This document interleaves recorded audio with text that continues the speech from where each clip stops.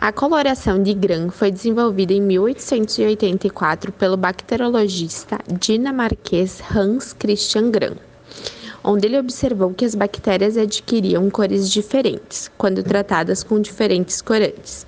Assim, ele permitiu classificá-las em dois grupos: as que ficavam roxas, que foram chamadas de gram-positivas, e as que ficavam vermelhas, chamadas de gram-negativas.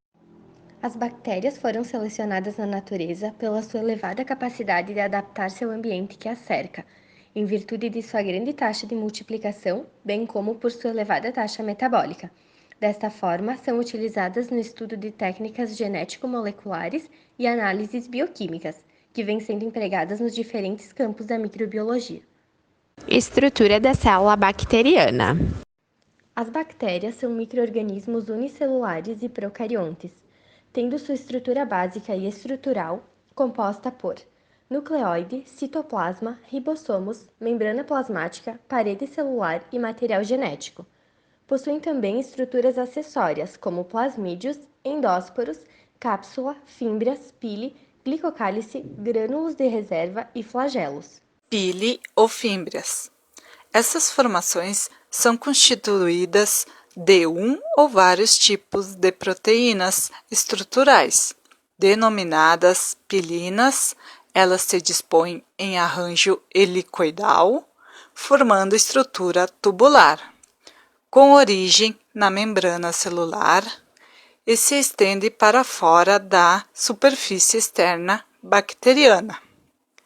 Funcionalmente, os pílins estão implicados na adesão das bactérias a sítios específicos da célula.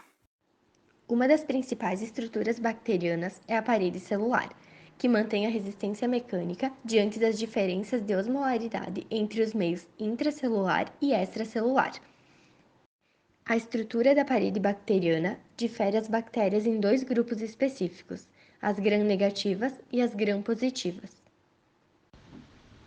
Nas bactérias gram-positivas, a estrutura da parede bacteriana é unitária, composta por muitas camadas de peptidoglicano, formando uma estrutura espessa.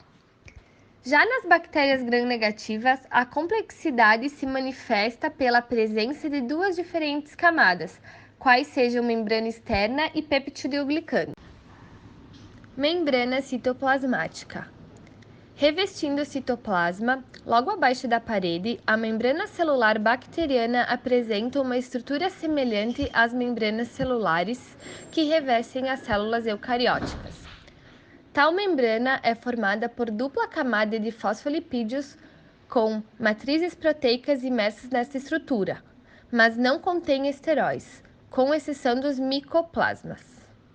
Funcionalmente, a membrana celular serve de barreira osmótica, que pode ser modificada por sistemas específicos de transporte para nutrientes e íons.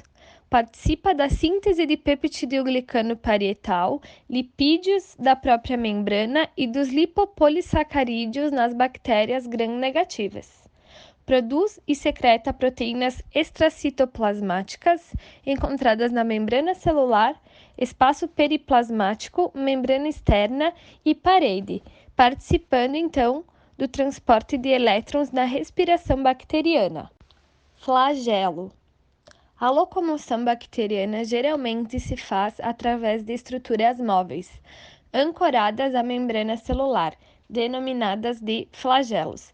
O flagelo é constituído de três estruturas distintas, tais como filamento, gancho e corpo basal. O peptidoglicano é composto de polímeros mistos de glicanos lineares, ligados uns aos outros por cadeias laterais de aminoácidos. Tamanho e forma. A maioria das bactérias varia de 0,2 a 2 micrômetros de diâmetro, por 2 a 8 micrômetros de comprimento. Elas são descritas em três formas básicas, como coco, que é esférico, bacilo em forma de bastão ou esperilo. Os cocos são redondos, mas podem se apresentar ovais ou achatados. Eles podem se aparecer em pares, que são chamados de diplococos, ou em forma de cadeias, que são chamados de streptococcus. Também podem se dividir em múltiplos planos e permanecerem agregados em formações que lembram cachos de uva, chamados de estafilococos. O exame microscópio, ou seja, a análise em microscópio de bactérias, consiste na primeira etapa laboratorial, para a identificação de uma bactéria causadora de um processo infeccioso.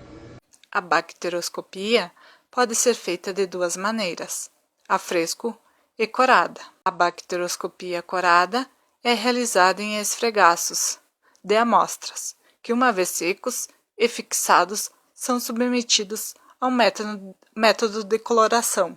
A coloração de Gram é considerada uma coloração simples.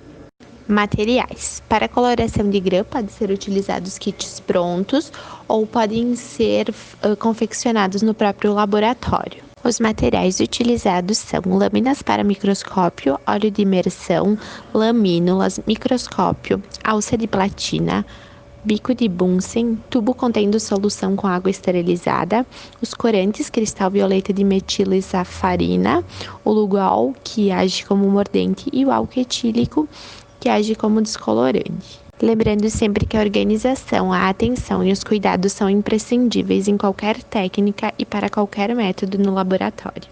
A técnica de Gram compreende as seguintes etapas. Pegar a alça bacteriológica, vamos flambar ela, um pouco de amostra de uma colônia isolada da minha placa ou material direto, um líquor, por exemplo. Eu pego uma lâmina histológica, adiciono uma gota de água destilada e ponho uma porção da minha amostra. Pode ser uma colônia de uma placa de cultivo já semeada ou material direto, líquor, por exemplo. Nesse caso, talvez nem seja necessário a gota de água.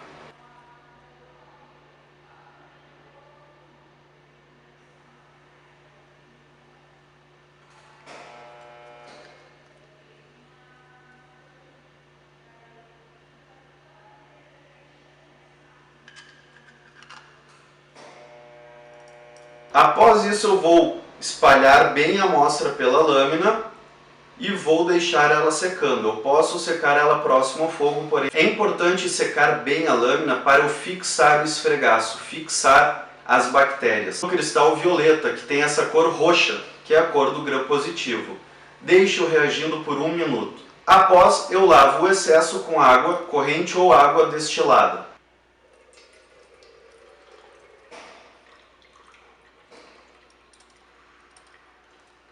Adiciono o Lugol, o meu mordente, que vai fixar o cristal violeta de forma forte nas Gram positivas. Deixo agindo também por 1 minuto. Terminou o minuto, lavo com água corrente ou água destilada e agora vem a parte crucial. Vou adicionar o meu álcool cetona, meu solvente orgânico. Eu não posso deixar que ele haja por mais do que 5 segundos. Então eu vou despejar ele na lâmina até que pare de correr líquido roxo e eu vou adicionar a minha fucsina de Gram, que tem essa cor rosada, por 45 segundos. Ela vai corar as bactérias Gram negativas. Terminado isso, eu vou esperar a lâmina secar. Posso secar embaixo e ao redor de onde eu fixei as bactérias com um papel. Não posso passar o papel em cima do meu esfregaço, senão ele vai sair todo. Se eu não secar bem, as bactérias vão sair quando eu for utilizar o microscópio e colocar no JOL. Última etapa é a microscopia. Eu vou utilizar um aumento de 1000 vezes, ou seja, vou utilizar uma objetiva de 100, adiciono uma gota de Nujol, porque eu vou usar uma objetiva de imersão. Esse Nujol, esse óleo, ele serve também para polarizar a luz, e vou verificar a lâmina. Apesar da coloração de Gram ser a técnica mais difundida para observação bacteriana, mesmo sendo realizada por profissionais qualificados, ela pode apresentar variações. Podem ocorrer erros em virtude da injúria celular por trauma ou por ação de antibacterianos, que agem na síntese da parede, ou por células velhas, que não têm a habilidade de reter o corante. Assim, no conjunto bacteriano podem ser observadas células retendo bem o corante, outras retendo pouca e outras simplesmente não retendo, como apresentado na figura. Esses erros são chamados de situação granulabilidade.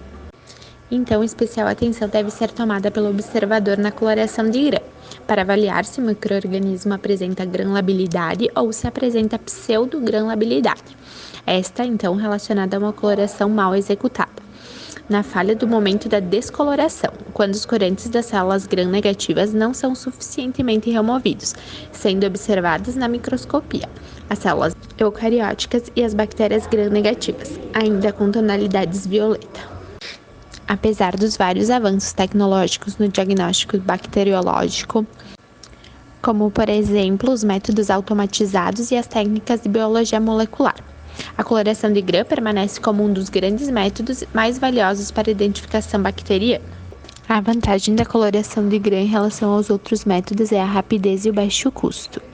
Outra vantagem deste método é que os resultados dela podem fornecer muitas informações ao microbiologista e ao clínico em apenas 15 minutos após a chegada do espécime clínico ao laboratório.